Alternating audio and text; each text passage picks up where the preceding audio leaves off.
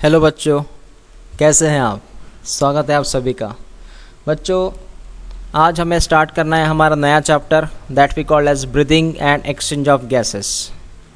इसके पहले हमने जो चैप्टर पढ़ा था वो था डाइजेशन के बारे में, न्यूट्रिशन के बारे में। ओके, और अभी जो हम बात करने वाले हैं वो करने वाले हैं breathing and exchange of gases के बारे में। इस चैप्टर में हमें पढ़ना पड़ेगा रेस्पिरेशन क्या होता है, लंग्स के बारे में पढ़ना पड़ेगा, उसके डिसऑर्डर्स मतलब उसके डिसीज़ के बारे में पढ़ना पड़ेगा। Got it. और हमें एनर्जी कैसे मिलती है, हमें एनर्जी किस तरह मिलती है ना, हमारे अंदर एटीपी जो बनता है वो कैसे बनता है वो हमें डिस्कस करना पड़ेगा। तो स्टार्ट करते हैं। पहले इंट्रोडक्शन की बात करते हैं। इन्होंने यहाँ पे कहा है as you have read earlier, oxygen is utilized by organism to indirectly break down the nutrient molecule like glucose and derive the energy for performing the various activity।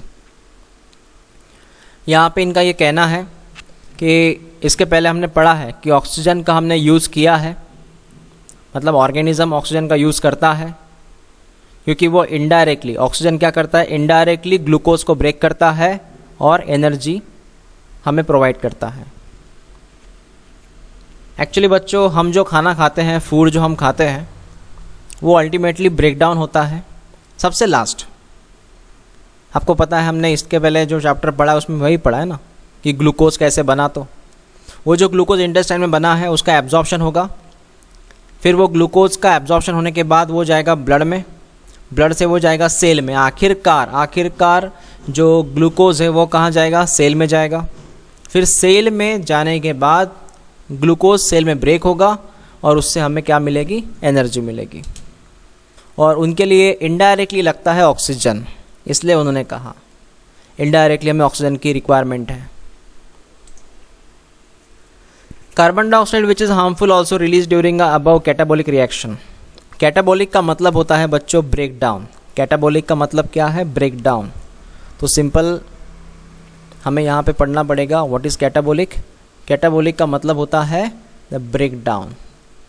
समझ में आया आपको क्या कहा तो मैंने।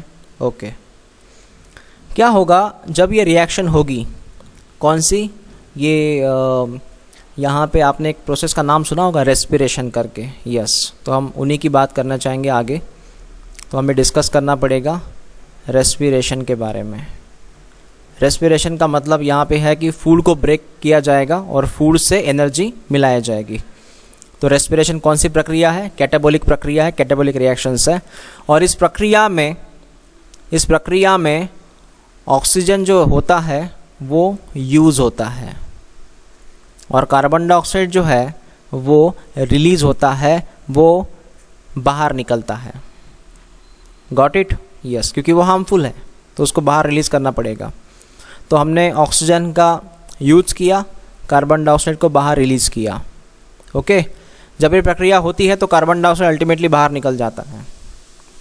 It is there for evidence that O2 has continuously provided. इसलिए हमें ऑक्सीजन की कंटिन्यू डिमांड है, कंटिन्यूसली हमें डिमांड है क्योंकि वो हमें प्रोवाइड होना चाहिए, स्पेशली हमारे सेल को।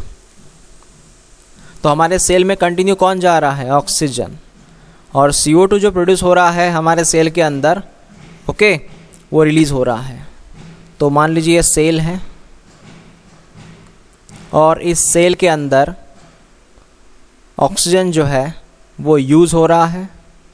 मतलब ऑक्सीजन जो है वो सेल के अंदर जा रहा है कंटिन्यू में, और जो कार्बन डाइऑक्साइड जो आखिरकार बन रहा है वो रिलीज़ हो रहा है। बात समझ में आ गई। तो हम इस तरह रिएक्शन लिख सकते हैं कि ये ग्लूकोज रिएक्ट विद ऑक्सीजन। यहाँ पे हुआ एरोबिक रेस्पिरेशन। पता है आपको AR का मतलब क्या है, एरोबिक रेस्पिरेशन पता है आपको, glucose indirectly break down by oxygen. यहाँ पे हुआ एरोबिक रेस्पिरेशन, तब जाके हमें मिला यहाँ पे ATP as a energy plus जो बाय प्रोडक्ट मिलता है वो कौन मिलता है, एज अ हार्मफुल सर, वो कार्बन डाइऑक्साइड मिलता है और वो रिलीज़ होता है सर रिएक्शन से, मतलब सेल से ही रिलीज़ होता है वो। ठीक है, ओके। दूसरी चीज़ उन्होंने यहाँ पे कही है, this process of exchange of O2, this process of exchange of oxygen from the atmosphere with CO2 produce by the cell we call it breathing. अब ब्रीदिंग का मतलब यही है ना कि ऑक्सीजन को हम बाहर से, क्योंकि ऑक्सीजन कहाँ से आया, एटमॉस्फेयर से आया ना, तो एटमॉस्फेयर से हमने ऑक्सीजन को इनसाइड लिया है और जो कार्बन डाइऑक्साइड सेल में बनता है उसको हमने बाहर रिलीज़ किया है।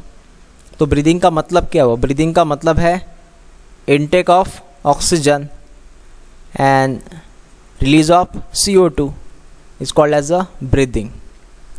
समझ में आपको मैंने क्या कहा, तो yes, intake of oxygen, release of carbon dioxide, that's we called as a breathing. उसी को हमने कहा है यहाँ पे रेस्पिरेशन करके भी। समझ में आया? यस। तो रेस्पिरेशन एक छोटा सा पार्ट है जो ब्रीदिंग में आता है। तो हम पढ़ेंगे आगे रेस्पिरेशन और ब्रीदिंग में क्या अंतर है। तो ये क्लियर हुआ? ओके, चलो आगे बात करते हैं। Place your hand on your chest, you can feel the chest moving up and down, you know that is due to the breathing. ये ब्रीदिंग की वजह से होता है सब कुछ। Okay, yes, is due to the breathing. How do we breathe, हम breathe कैसे करते हैं। The respiratory organ, respiratory organ पता है आपको कौन सा है? रेस्पिरेटरी ऑर्गन कौन सा है हमारा? Lungs. The respiratory organ and the mechanisms of breathing are describe in the following section of this chapter. मतलब इस चैप्टर में हम पढ़ेंगे, मैंने क्या कहा था आपको, हम पढ़ेंगे लंग्स के बारे में और हम ये भी पढ़ेंगे कि जो ब्रीदिंग होता है वो एक्चुअली उसका मैकेनिज़्म क्या है, वो ऐसा ब्रीदिंग क्यों होता है ना। तो ब्रीदिंग का मैकेनिज़्म क्या है, कैसे ब्रीदिंग ये होता है, और जो लंग्स है, इन सारी बातों को हम पढ़ेंगे हमारे नेक्स्ट वीडियो में। जो पोर्शन हुआ है इंट्रोडक्शन का उसे आप अच्छे से पढ़िएगा, ठीक है। और बाकी जो डिस्कशन है नेक्स्ट टॉपिक वो हम पढ़ेंगे नेक्स्ट वीडियो में।